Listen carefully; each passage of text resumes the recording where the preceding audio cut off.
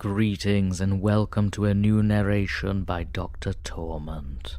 The following story may prove a little sensitive to certain viewers and listeners. Discretion is advised, and consider this your one and only warning. Now, with that out of the way, let us proceed.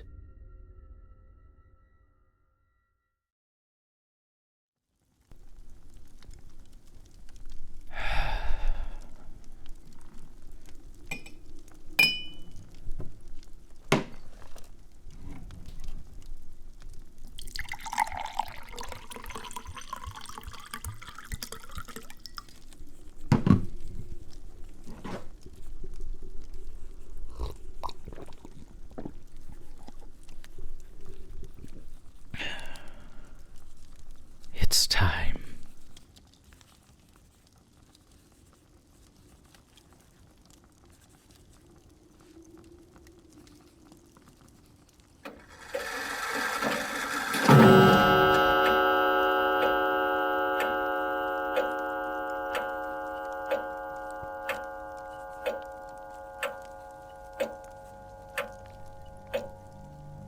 The writer was alone in the room. He sat in his favorite chair by the fireplace, smoking a cigar and dispassionately drinking a glass of wine.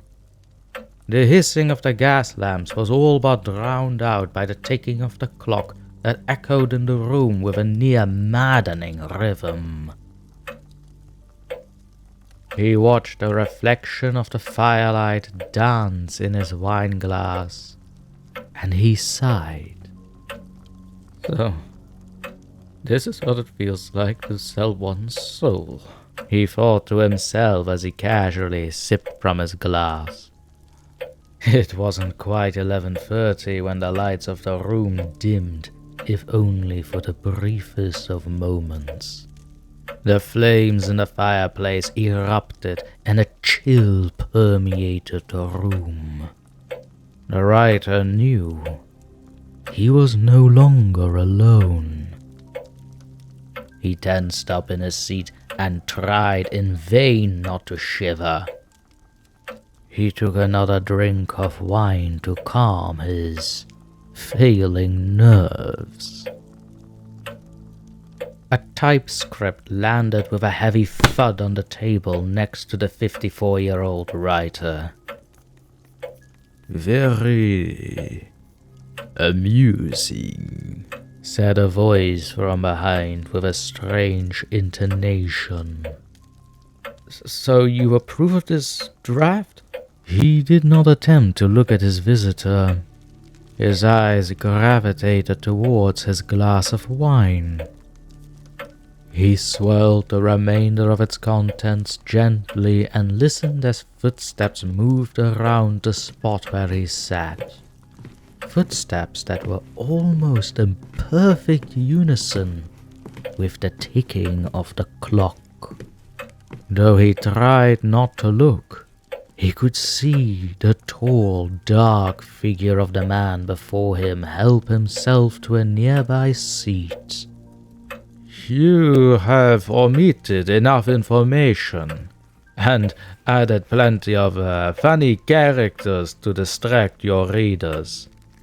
I might say I am satisfied. The writer placed his cigar down and refilled his glass. Feigning politeness, he held the bottle out towards his guest. The man extended his bony hand, palm facing forward, in refusal. And Florence? Blood-red lips stretched into a predatory smile beneath the man's iron-grey mustache. She's quite safe. If there are no further changes to your manuscript, she'll be returned as sound as when you last laid eyes upon her, just as we agreed. The author placed his wine next to the typescript on the table. He no longer had a taste for it.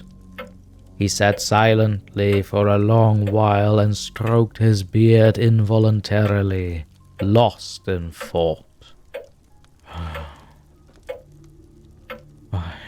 Why me? Why a work of fiction with smatterings of truth? He said at last. His eyes reflected equal parts rage and fear. Need I remind you that it was you who began to peer into the dark places that no mortal man should? You who once greedily consumed folklore and superstitions, as hungrily as the most ravenous of wolves might devour its prey.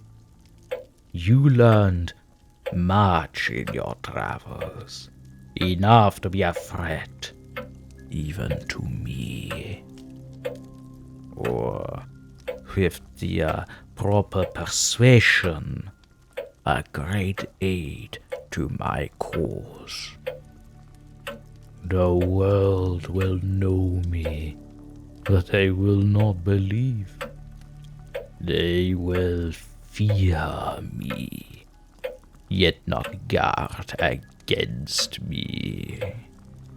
What more could I ask? The lean figure stood from his seat, walked over to where his host sat, and placed his fingers on the typescript. I must be on my way, young man.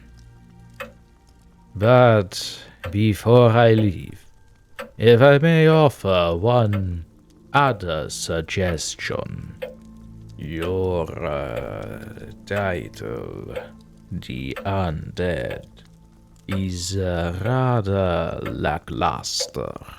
He smiled, and his sharp white teeth glistened in the firelight. Perhaps it is just vanity on my part, but I believe you should call it simply Dracula. Without waiting for a rejoinder, the figure vanished from the room.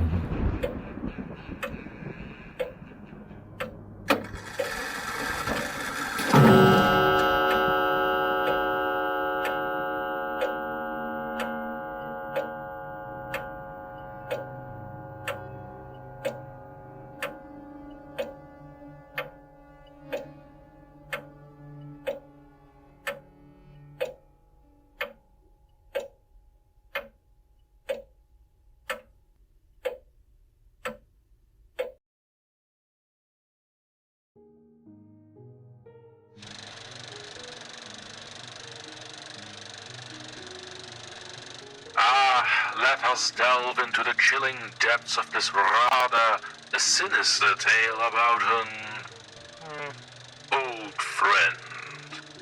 Picture, if you will, the scene.